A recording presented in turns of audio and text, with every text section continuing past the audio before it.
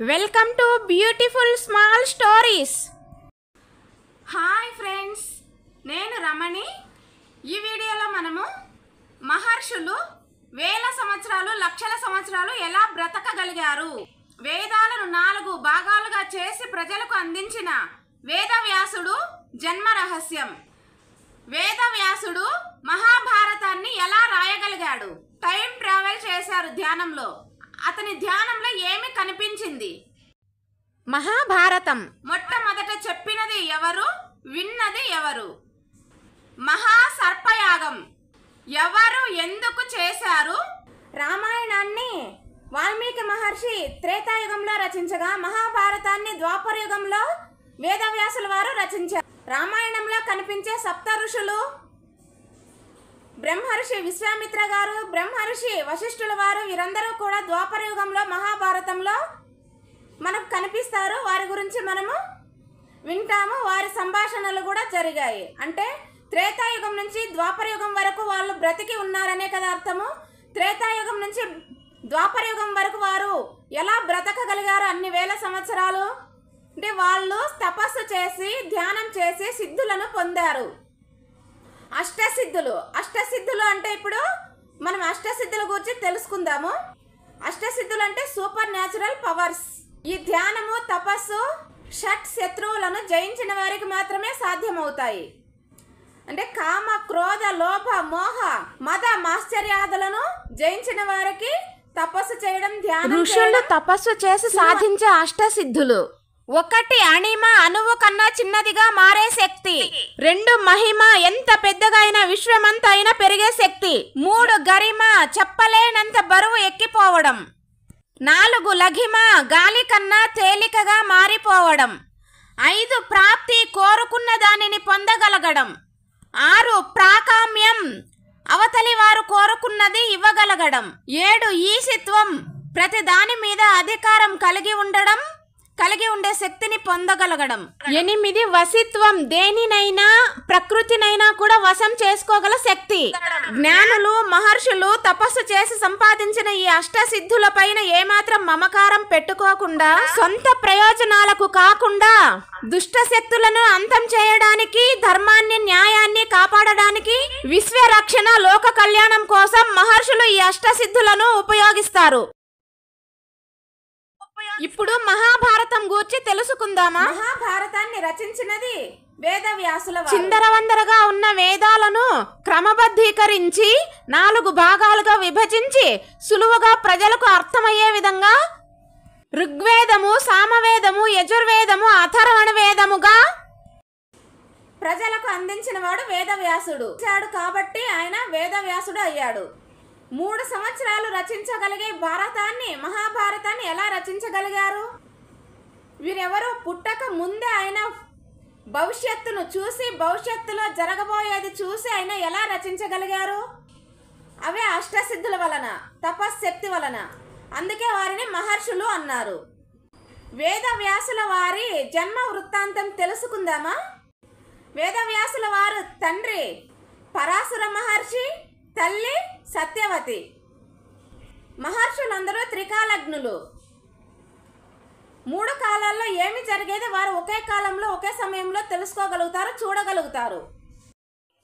పరాశుర మహర్షికి తెలుసు ఈ ప్రపంచానికి, అంధకారంలో ఉన్న ప్రపంచానికి మహాభారతాన్ని రచించగలిగిన వాడు, 18 పురాణాలను రచించగలిగిన వాడు, ఉపనిషత్తులను రచించగలిగిన వాడు, వేదాలను ఒక క్రమ పద్ధతిలో క్రమబద్ధీకరించి ప్రజలకు అందించే ఒక మహర్షి ఈ లోకానికి అవసరమని తెలిసే సత్యవతికి ఒక పుత్రుణ్ణి ప్రసాదించదలచి ఆయన తపశ్శక్తి వలన సత్యవతి అప్పటికప్పుడు గర్భవతి అయి, ఈ విధంగా పరాశర మహర్షి తపశ్శక్తి వలన సత్యవతికి జన్మించిన పుత్రుడే వేదవ్యాసుడు. పుట్టిన క్షణంలోనే పెరిగి పెద్దగై మహర్షిలాగా మారిపోతాడు. అంత గొప్ప వ్యక్తి, అంత గొప్ప జ్ఞాని. శ్రీకృష్ణ ద్వైపాయనుడు అని, విష్ణు రూపమే వేదవ్యాసుల వారని కూడా చెప్పడం జరిగింది. అంత మహనీయుడు కాబట్టి పుట్టిన క్షణంలోనే పెరిగి పెద్దగయ్యి మహర్షిలాగా మారిపోయి తల్లికి వరం ఇస్తాడు. అమ్మ, నీ కన్న రుణం నేను తీర్చుకోవాలంటే ఎప్పుడైనా ఏ సమయంలోనైనా నన్ను తలచుకుంటే నేను నీ ముందు ప్రత్యక్షమయ్యి నువ్వు ఏం చెప్పితే అది నేను వింటాను, చేస్తాను అని మాట ఇచ్చి అమ్మకి వరం ఇచ్చి తను తపస్సు కోసం వెళ్ళిపోతాడు వేదవ్యాసుల వారు. ఈ విధంగా వేదవ్యాసుల వారు తపస్సులో మునిగిపోయినప్పుడు, తపస్సు చేసుకుంటూ ఉన్నప్పుడు దివ్య దృష్టితో భవిష్యత్తుకు వెళ్ళి చూస్తాడు. ఆయన ధ్యానంలో కనిపిస్తోంది మహాభారతం. శాంతన మహారాజుకు గంగాదేవికి పుట్టే పుత్రుడు భీష్మాచార్యుల వారు. భీష్మాచార్యుల తర్వాత విచిత్ర వీరుడు, చిత్రాంగదుడు. వీరి పుత్రులు ధృతరాష్ట్రుడు, పాండురాజు, విదురుడు. ఈ వీరి కుమారులు కౌరవులు, పాండవులు, కురుక్షేత్ర యుద్ధం. ఇది అంతా ఒక టీవీలో వచ్చినట్టు ఆయనకి కనిపిస్తోంది వేదవ్యాసుల వారికి. ఇంత గొప్ప మహత్తరమైన కథను 4 వేదాలలోని సారం అంతా ఈ కథలోనే కనిపిస్తోంది.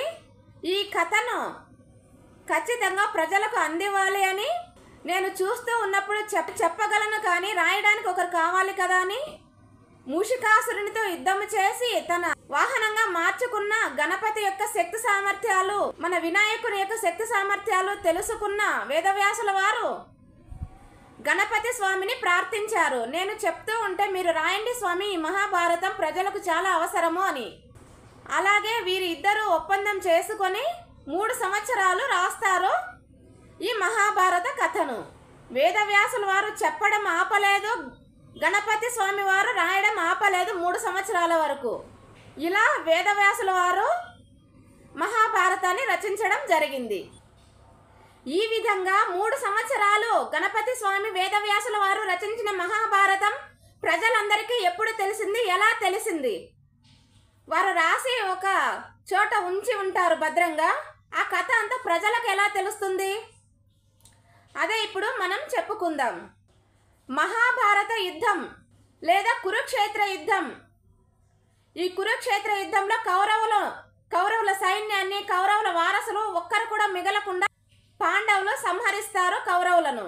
ఈ కోపంతో దుర్యోధనుని అభిమాని, స్నేహితుడు అయినటువంటి అర్జునుని మీద పగపట్టిన అశ్వత్థామ, ద్రోణాచార్యుని యొక్క కుమారుడు, పాండవులకు వంశం లేకుండా చేయాలి అని పాండవుల కుమారులైనటువంటి ద్రౌపది కుమారులైనటువంటి ఉప పాండవులను నిద్ర సమయంలో చంపేస్తాడు అశ్వత్థామ. అభిమన్యుడు పద్మవ్యూహంలో మరణించగా అభిమన్యుని భార్య ఉత్తర కడుపులో పెరుగుతూ ఉన్న శిశువే ఇప్పుడు కౌరవులకు, పాండవులకు కూడా వారసుడు. ఉత్తర కడుపులో పెరుగుతూ ఉన్న శిశువును కూడా సంహరించాలి అని అశ్వత్థామ నారాయణ అస్త్రాన్ని ప్రయోగిస్తాడు గర్భవతి అయిన ఉత్తర కడుపు మీద. అప్పుడు ఉత్తర శ్రీకృష్ణ పరమాత్ముని వేడుకొనగా గర్భంలోని శిశువును కాపాడుతాడు శ్రీకృష్ణుడు. ఉత్తర గర్భంలో ఉన్నట్లే నారాయణుణ్ణి, పరమాత్ముని దర్శించుకున్న పరీక్షిత్తు ఇలాంటి సంశయ పరిస్థితిలో పుట్టినందుకు పరీక్షిత్తు అని శ్రీకృష్ణ పరమాత్ముడు నామకరణం చేస్తాడు ఉత్తర కుమారునికి. శిశువు పుట్టి పెరిగి పెద్దగా అవుతాడు. వేదాలు, ఉపనిషత్తులు, 18 పురాణాలు చదివి యుద్ధ విద్యలు అన్నీ నేర్చుకొని మహావీరునిగా చేస్తాడు ధర్మరాజు. ఈ పరీక్షిత్తు పెరిగి పెద్దగా అయ్యే సమయానికి శ్రీకృష్ణ పరమాత్ముడు ద్వారకలో చనిపోయినాడు అని వార్త తెలుసుకున్న పాండవులు ధర్మరాజు హస్తినాపుర సింహాసనానికి పరీక్షిత్తుని మహారాజు చక్రవర్తిని చేసి పాండవులతో కలిసి ద్రౌపది స్వర్గానికి ప్రయాణం అవుతారు. ఈ విధంగా పరీక్షిత్తు మహారాజు సుభిక్షంగా రాజ్యాన్ని సకల సంపదలతోనూ సుఖ సంతోషాలతోనూ ప్రజలకు ఎలాంటి కష్టము రాకుండా గొప్పగా పరిపాలిస్తూ ఉన్నాడు. ఒకరోజు పరీక్షిత్తు మహారాజు అడవికి వేటకు వెళ్ళినప్పుడు దప్పికయ్యి ఒక ఋషి ఆశ్రమానికి వెళ్ళి మంచినీళ్ళు అడగగా ఆ ఋషి మహారాజును పట్టించుకోకుండా ధ్యానంలోనే ఉండిపోయినందుకు పరీక్షిత్ మహారాజు చనిపోయిన ఒక సర్పాన్ని ఆ ఋషి మెడలో వేసినది చూసిన ఆ ఋషి యొక్క కుమారుడు పరీక్షితు మహారాజుకి పాము, చనిపోయిన పాము మా నాన్న మెడలో వేసి అవమానించినందుకు నువ్వు సర్పం కాటుతోనే మరణిస్తావని శాపం పెట్టినందుకు తక్షకుడు ఎలాగైనా పరీక్షితు మహారాజుకి కాటు వేయాలి అని, చంపేయాలని పగపట్టాడు. పరీక్షితు మహారాజు 10 అంతస్తుల భవనాన్ని ఏర్పాటు చేసుకుని పైన అంతస్తులో నివసిస్తూ భవనం చుట్టూ అగ్నిని రగిలించమని భటులకు చెప్పి ఆయన పైన ఉన్నప్పుడు నేను ఎలా చనిపోతానేమో అనే భయంతో భాగవతాన్ని చెప్పమని ఋషులను అక్కడికి రప్పించుకొని భాగవతాన్ని వింటూ ఉంటాడు పరీక్షితు మహారాజు. ఆ సమయంలో బ్రాహ్మణులు కూడా పరీక్షితు మహారాజుతో కలిసి ఉంటారు. ఒక బ్రాహ్మణుణ్ణి పరీక్షితు మహారాజుకు ఇవ్వాలి అని తీసుకెళ్తూ ఉన్న పండులో పురుగుగా మారి ఆ పండులోకి చేరుకుంటాడు తక్షకుడు. పండు పరీక్షిత్తు మహారాజుకు బ్రాహ్మణుడు ఇవ్వగానే పెద్ద సర్పరాజుగా మారిపోయి పరీక్షిత్తు మహారాజుని కాటు వేసి సంహరిస్తాడు. జనమేజయ యువరాజు కూడా సకల శాస్త్రాలు చదివి అన్ని యుద్ధ విద్యలు నేర్చుకున్న యువరాజు. తమ తండ్రి పరీక్షితు మహారాజు తక్షకుడనే సర్పరాజు వలన చనిపోయాడు అని 14 లోకాలలో తక్షకుడు ఎక్కడ ఉన్నా పట్టుకొని సంహరించాలి అని వెతుకుతూ ఉన్నాడు జనమేజయ చక్రవర్తి. స్వర్గంలోను, నాగలోకంలోను, ఇంద్రలోకంలోను, లేదా పాతాళ లోకంలోను, భూలోకంలోను ఎక్కడ వెతికినా కూడా ఈ తక్షక అనే నాగరాజు కనపడలేదు. దాక్కున్నాడు. ఎక్కడ దాక్కున్నాడు అంటే ఇంద్రుని వద్ద దాక్కున్నాడు.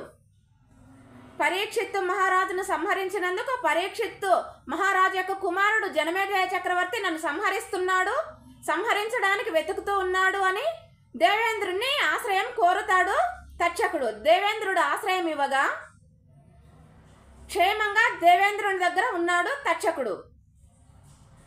ఇలా 14 లోకాలు వెతికిన తర్వాత జనమేజయ చక్రవర్తికి తక్షకుడు అనే నాగరాజు దొరకడం లేదు కాబట్టి మహాసర్పయాగాన్ని చేయాలి. మహాసర్పయాగంలో ఎక్కడ ఉన్న సర్పాలన్నీ వచ్చి పడిపోయి సర్పజాతి అంతా అంతమైపోతుంది, అందులో తక్షకుడు కూడా అంతమైపోవాలి అని మహాసర్పయాగాన్ని చేపడతాడు జనమేజయ చక్రవర్తి. ఈ మహాసర్పయాగానికి అతిరథ మహారథులైన మహారాజులు, సిద్ధులు పొందినటువంటి ఋషులు, యోగులు, మునులు, వీరితో పాటుగా వేదవ్యాసుల వారి 9 శిష్యులు ఆసీనులై ఉన్నారు మహాసర్పయాగము వద్ద. అక్కడ నాగపద్మాయ స్వాహ అంటే ఆ పాము, ఆ సర్పజాతి యొక్క వారసులందరూ వచ్చి యజ్ఞంలో పడిపోతూ ఉన్నారు. మహాపద్మనాగాయ స్వాహ అంటే మహాపద్మనాగుడు, వారి రక్త సంబంధీకులు, వారి వంశమంతా వచ్చి యాగంలో పడిపోతూ ఉన్నారు. ఇలాగే తక్షకాయ స్వాహ అనగా తక్షకుడు రాలేదు. ఎందుకంటే దేవేంద్రుని ఆశ్రయం పొంది ఉన్నాడు కాబట్టి దేవేంద్రునితో కలిసి ఉన్న తక్షకుడు రావడం లేదు. బ్రాహ్మణులు మంత్రాలు పఠిస్తూనే ఉన్నారు, తక్షకుడు మాత్రం రావడం లేదు. ఇది తెలుసుకున్న ఋషులు, బ్రాహ్మణులు సహేంద్రు తక్షకాయ స్వాహ అని మంత్రాన్ని పఠించగా అప్పుడు దేవేంద్రుడు తక్షకుడిని వదిలేసి వెళ్ళిపోతాడు. ఈ విషయం తెలుసుకున్న నాగులకు, సర్పాలకు రాజు అయినటువంటి వాసుకి సర్పజాతిని కాపాడుకునే బాధ్యత ఉంటుంది కాబట్టి ఎలాగైనా తక్షకుణ్ణి కాపాడుకోవాలి అని ఆలోచిస్తాడు. తక్షకుణ్ణి ఎవరు కాపాడుతారు? జనమేజయ చక్రవర్తికి ఎవరు చెప్పితే జనమేజయ చక్రవర్తి వింటాడు అని ఆలోచించగా సర్పాలకు రాజు అయినటువంటి సర్పరాజు వాసుకి ఎలాగైనా జనమేజయ చక్రవర్తి చేసే ఈ సర్పయాగాన్ని, మహాసర్పయాగాన్ని ఆపించాలి. ఆపేది ఎవరు అని ఆలోచిస్తూ ఉండగా జరాత్కారుడు అనే మహర్షి, అదే పేరు గల జరాత్కారి అనే సర్పరాజు వాసుకి చెల్లెలు జరాత్కారునికి పుట్టిన ఆస్తికుడు అనే మహాముని, ఆస్తికుడు అనే మహర్షి చిన్న వయసులోనే 10 సంవత్సరాలకే వేదాలు, మహాపురాణాలు, సకల విద్యలు నేర్చుకున్న జ్ఞాని, తపస్వి కాబట్టి ఆయనకు ఉన్న తెలివితేటలు, మాటల చమత్కారం వలన చిన్న వయసు వాడు కాబట్టి ఇతని తెలివితేటలు, శక్తి సామర్థ్యాలు తెలుసుకున్న సర్పరాజు వాసుకి ఆస్తికుణ్ణి తన చెల్లెలి కుమారుడు తన మేనలుడు అయినటువంటి ఆస్తికుణ్ణి సర్పజాతిని కాపాడమని జనమేజయ చక్రవర్తి వద్ద ఏమి మాట్లాడతావో నాకు తెలియదు కానీ సర్పజాతిని కాపాడడం కోసము మహాసర్పయాగాన్ని నిలిపివేసేలాగా ఒప్పించమని చెప్పి పంపిస్తాడు సర్పరాజు వాసుకి. సర్పయాగం జరుగుతూ ఉన్న సమయంలో జనమేజయ చక్రవర్తి వద్దకు ఆస్తిక మహాముని వెళ్తాడు. అంత తేజస్సుతో వెలిగిపోతూ ఉన్నాడు ఈ బాలుడైన మహారుషి ఆస్తికుడు. సర్పయాగం చేస్తూ ఉన్న రాజు వద్ద నిలుచుకొని, అదే పిల్లలైనా పెద్దలైనా వయసులో చిన్నవారు అయినా కూడా గొప్ప వ్యక్తులు అయినప్పుడు, వారు జ్ఞానులైనప్పుడు వారి మాటలకు విలువ ఇవ్వాలి అని, ఇలాంటి జ్ఞానులకు వయసుతో సంబంధం లేకుండా వారి మాటలను కూడా కొంచెం వినాలి. ఇది మన రాజ్యంలో మంచి చెడుకు సంబంధించిన విషయాలు చెప్పుకునే సమయం కాబట్టి మాట్లాడే అవకాశాన్ని ఇవ్వమని కోరుతాడు జనమేజయ చక్రవర్తిని ఆస్తికుడు. అయితే ఈ చిన్న వయసు కల ఈ పిల్ల మహర్షిని చూసి ఆశ్చర్యపోయిన జనమేజయ చక్రవర్తి ఆయన మాటలకు ముగ్ధుడైపోతాడు. సరే మహర్షి, మీకు ఏమి కావాలో కోరుకో, మీకు నేను ఏమైనా చేయగలను, నేను మాటిస్తున్నాను. ఏదో కారణం లేకపోతే మీరు ఇలా మాట్లాడరు కదా, మహర్షులు కదా అని మీకు నేను మాటిస్తున్నాను, మీరు ఏమి కోరితే నేను అది చేస్తానని చెప్తాడు. అప్పుడు మహాసర్పయాగాన్ని ఆపివేయమని, సర్పజాతిని కాపాడమని జనమేజయ చక్రవర్తికి ఆస్తికుడు చెప్తాడు. అయితే మా తండ్రిని కాటు వేసిన తక్షకుని మాత్రం వదిలేది లేదు, తక్షకునితో పాటు నాగసర్పాలను అందరినీ సంహరించాలి అని నేను యజ్ఞం చేస్తున్నాను. మా తండ్రి మరణం వలన నేను చాలా దుఃఖంలో ఉన్నాను అని చెప్తాడు జనమేజయ చక్రవర్తి. అవును మహారాజా, అది కూడా తప్పే. మీ తండ్రి చేసిన తప్పు వలన మీ తండ్రికి శాపం ఇచ్చారు వేరే ఒక మహర్షి.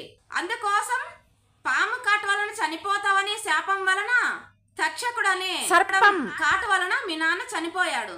కానీ అది విధిరాత వలన చనిపోయిన మీ తండ్రి కోసం ఒక సర్ప జాతిని అంతం చేయాలి అనుకోవడం తప్పు కాదా? ఒక జాతిని అంతం చేసే అర్హత ఎవరికీ లేదు.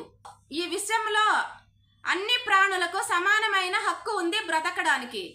ఒక సర్పజాతిని అంతటిని నాశనం చేయాలి అని అనుకోవడం ఇంత జ్ఞానులైన మీకు ఇది సరిపోదు మహారాజా అని చెప్పగా, అక్కడే ఉన్న వేదవ్యాసుల వారు కూడా ఆస్తికుని మహర్షి అయిన ఈ ఆస్తికుని మాటలు ఆలకించమని, అతను చెప్తున్నది ఈ ప్రపంచం యొక్క మంచి కొరకే చెప్తున్నాడు అని చెప్పి వేదవ్యాసుల వారు కూడా సలహా ఇస్తారు జనమేజయ చక్రవర్తికి. అప్పుడు జనమేజయ చక్రవర్తి వీరి మాటలను గౌరవించి మహాసర్పయాగాన్ని ఆపివేస్తాడు.